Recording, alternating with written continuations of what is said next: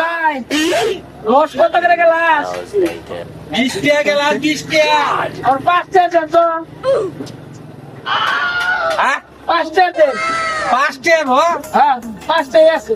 5 টাকা আছে। দেন। দেন টাকা দেন। রসই খাই দেন।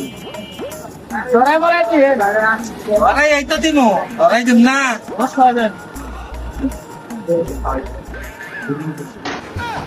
এমবি আউন। গেলাস তো?